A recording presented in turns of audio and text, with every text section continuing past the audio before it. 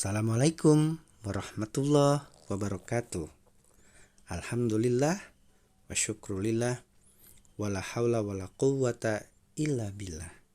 Wassalatu wassalamu ala rasulillah wa ala alihi wa ashabihi wa mawala.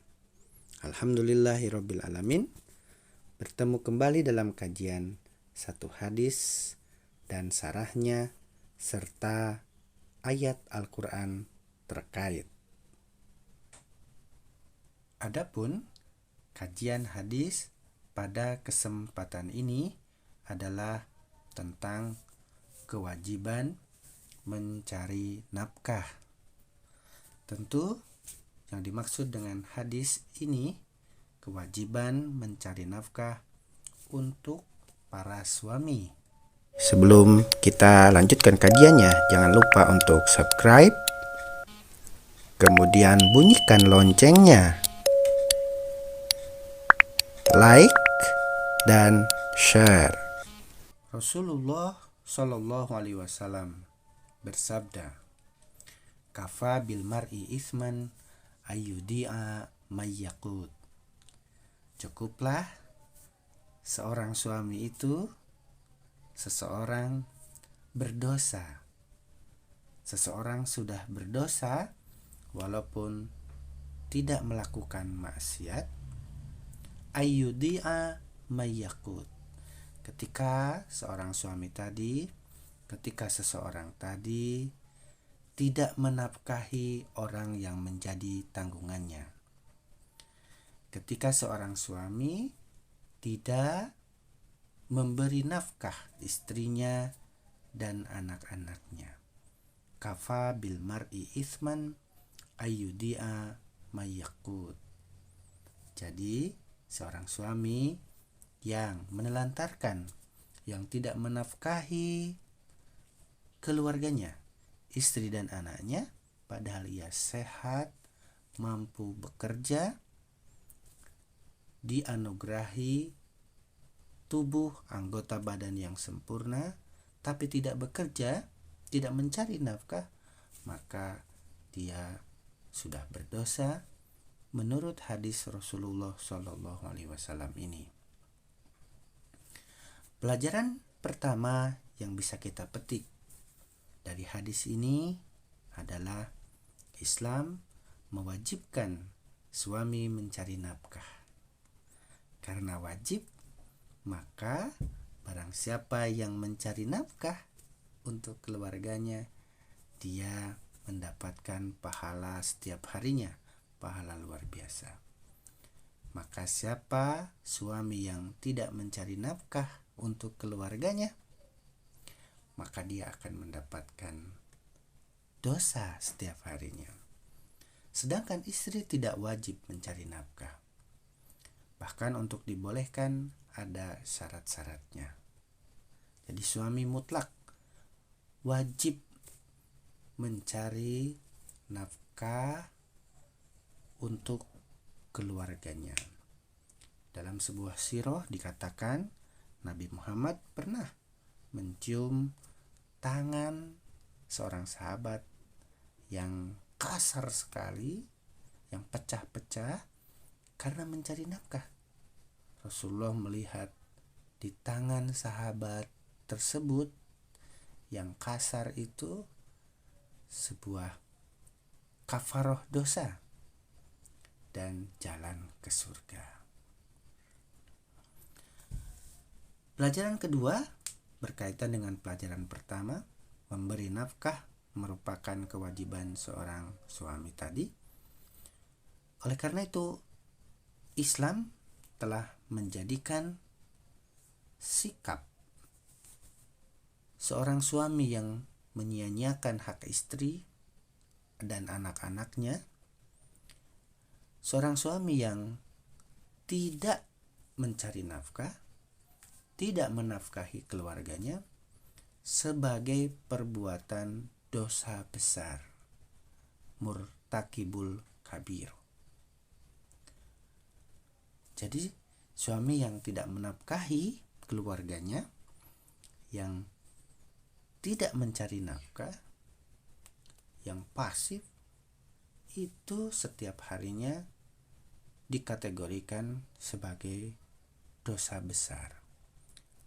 Murtakibul kabiro.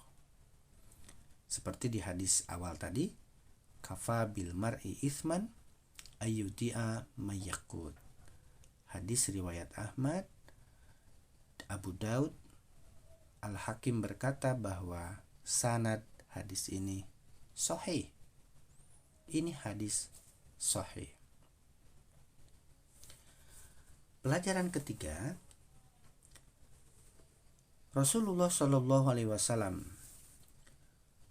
pernah berkata kepada Fatimah binti Qais.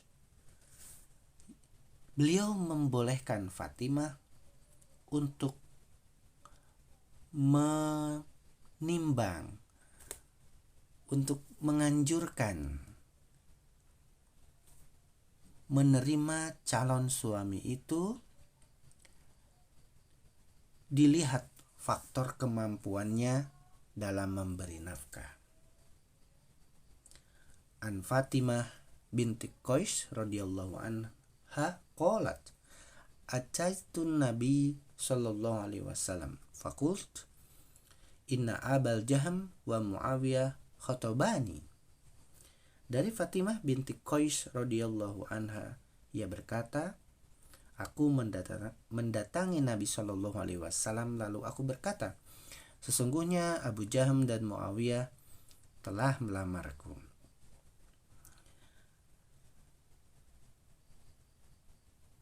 Amma Muawiyah. Lalu Rasulullah Shallallahu Alaihi Wasallam berkata, amma Muawiyah. Adapun Muawiyah adalah seorang fakir. Ia tidak mempunyai harta. Adapun Abu Jaham, tetapi Abu Jaham ia juga tidak kaya, ia juga fakir, tetapi Abu Jaham tidak pernah meletakkan tongkat dari pundaknya.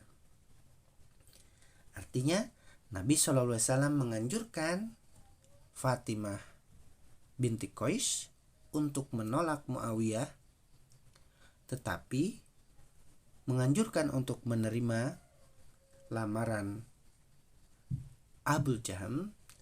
Karena itu fala yadha al-'asa an atikihi. Abu Jaham adalah seorang pekerja. Dia selalu mencari nafkah walaupun fakir, walaupun tidak memenuhi kebutuhannya. Hanya saja Abu Jaham mempunyai keinginan kuat untuk mencari nafkah. Fala yadha al-'asa an atikihi. Hadis riwayat Bukhari Muslim. Tampak di sini bahwa Rasulullah Shallallahu Alaihi Wasallam menganjurkan Fatimah binti Qais untuk menerima lamaran Abu Jaham karena faktor Abu Jaham seorang yang mencari nafkah walaupun dia fakir. Pelajaran keempat, disebutkan bahwa perempuan tidak ada kewajiban untuk bekerja atau mencari nafkah. Bahkan dalam surat Al-Ahzab ayat 33 dikatakan lebih utama bagi mereka untuk tinggal di rumah seandainya seorang suami sudah memenuhi kebutuhan-kebutuhannya, sudah mencukupi kebutuhan-kebutuhan keluarganya. Allah Subhanahu wa taala berfirman, wa qarna fi buyutikunna. Dan tinggallah kalian para wanita di rumah-rumah kalian. Ibnu Katsir dalam tafsirnya menjelaskan ayat di atas menunjukkan bahwa wanita tidak boleh keluar rumah kecuali ada kebutuhan, kecuali ada udhrun syar'i, kecuali ada alasan syar'i. Tentu dalam konteks kehidupan kita sekarang ini, seorang perempuan boleh keluar karena dia seorang pegawai misalnya, seorang guru, seorang dosen, seorang pekerja yang memang menuntut dia untuk keluar rumah seizin suami karena ada alasan kebutuhan-kebutuhan yang syar'i. Bagaimana tema terkait tentang kewajiban mencari nafkah dalam Al-Quran? Allah Subhanahu wa Ta'ala berfirman dalam surat An-Nisa ayat 34. A'udzu billahi minasy syaithanir rajim. Bismillahirrahmanirrahim. Ar-rijalu qawwamuna 'alan nisa'i bima faddalallahu ba'dahum 'ala ba'din wa bima anfaqu min amwalihim. Fas-solihatu qanitatun hafizatun lil ghaibi bima hafizallah.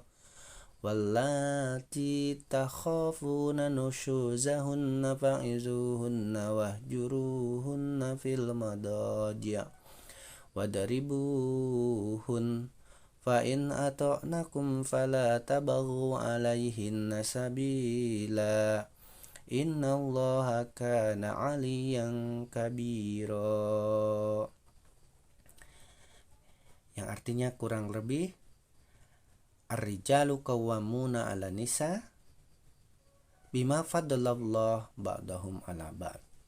Kaum laki-laki adalah pemimpin bagi kaum wanita, oleh karena Allah telah melebihkan sebagian mereka atas yang lain. Wa bima anfaqu min amwalihim, dan karena mereka, para lelaki, para suami telah menafkahkan sebagian dari harta mereka. Jadi jelas di surat An-Nisa ayat 34 ini, menafkahkan harta itu kewajiban ar-rijal, kewajiban kaum lelaki, kewajiban seorang suami. Mafhum muwafaqahnya dari ayat ini, ar-rijal, suami yang betul, suami yang sungguhan, suami yang sebenar-benar suami, yang ar-rijal adalah yang qawwamuna 'ala nisa. Dia yang menjadi pemimpin bagi para istri. Dia yang menafkahi. Dia yang anfaqu min amwalihim. Dia yang menafkahi keluarganya. Ar-rijal menurut ayat ini, suami sebenar-benar suami menurut ayat ini, qawwamuna 'alan nisa dan anfaqu min amwalihim. Sebenar-benar suami, suami yang sesungguhnya adalah yang menjadi pemimpin bagi para istrinya dan yang menafkahi para istrinya, tentu dan anak-anaknya. Oleh karena itu, wahai para rijal, wahai para suami, mencari nafkahlah kita semua. Meskipun itu mungkin tidak mencukupi kebutuhan keluarga kita untuk sebulan, untuk setiap minggunya, untuk setiap harinya. Tapi dengan kita mencari nafkah, dengan kita berkeringat, itu menggugurkan dosa-dosa kita sebagai suami. Itu menambah pundi-pundi pahala kita sebagai seorang suami. Dan tentu itu menjadikan kita berharga di hadapan istri dan anak-anak kita. Wahai para rijal, wahai para suami, bergeraklah, bekerjalah, berkeringatlah. Mudah-mudahan dengan kajian ini ada manfaatnya bagi kita semua dan menjadi amal kebaikan, amal soleh kita semua. Wallahu alam bissawab. Billahi taufiq wal hidayah. Wassalamualaikum warahmatullahi wabarakatuh.